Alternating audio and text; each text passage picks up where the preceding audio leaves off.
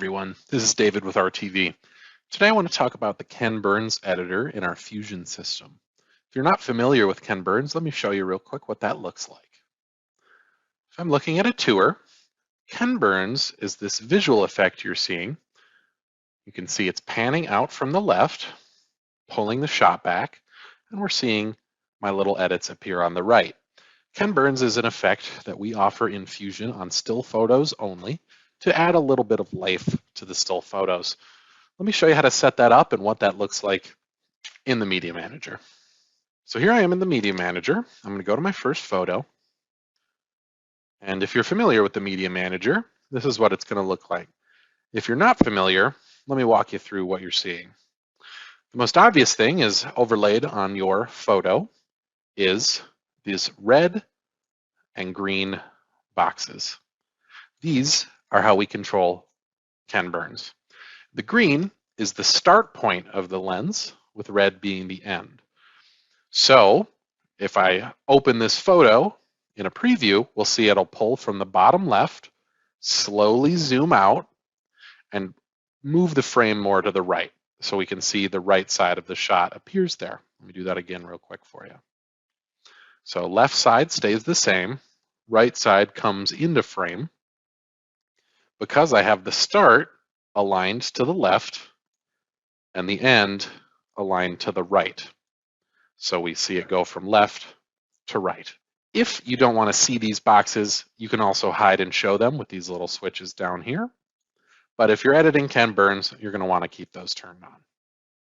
You can also drag these boxes around. So say I want it to start bottom right and end upper left. I can do so. I can move them around. I can resize them. I can do pretty much whatever I like with these frames in the Ken Burns Manager in Scene Editor. So here we could see it would start bottom left and end upper right.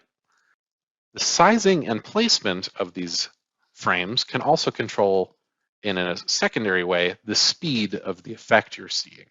So an aggressive movement from small to large, or far left to far right, if I preview that, we can see the camera appears to be moving much, much quicker. But the more similar and close to each other they are, the camera would appear to move much slower, even though the duration of time you're seeing the photo remains the same, 7 seconds. That setting I have can be controlled with this box right here. I'll put in whatever value I want to show you what it looks like really fast. I could set it to 2 seconds, save it. Preview, we'll see it'll really move that shot, which is even more apparent when they are vastly different from each other. We can see that's very quick. If you'd rather not mess with the speed of the effect in every photo, you can set your default speed under Settings and Media, where I could set your default still photo speed. Say I'll set it to 8. I'll save that and I'll navigate back to my project. And any new photo I upload to the Media Manager. Here we can see it uploaded at my default of 8 seconds. So for usability, we'll keep them similar in size and relatively close to each other, showing the good parts of the shot. Another thing I can do is randomize the position of the frames with this little button here. So we could see it changes the position of the frames momentarily. So there it'll start lower right and end upper left. I'll hit it again just to show the difference. So start upper left, end lower right. The final effect is Tour Shaker, which changes the Ken Burn effect randomly on every still image in your project. My final option regarding Ken Burns is the option to copy the effect. So say I like start top right and bottom left. I'll save that position. And what I can do is if I want, let me go to the second photo here. We see it starts top left, ends bottom right. What I can do is I can navigate to the photo I have with my preferred effect and I can copy that to all still images in my project.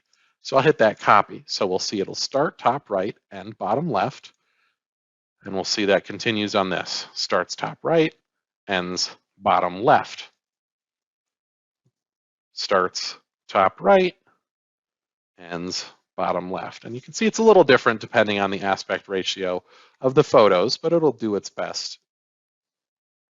Another thing you can do is if you only want an effect on certain photos, is I can make this effect, I could copy it only to my selected images. So I'll select this one, but not this one, and I'll hit copy to selected.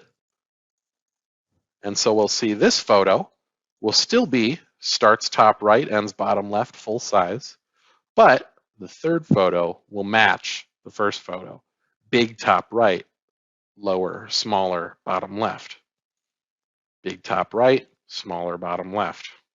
But the center is still the same.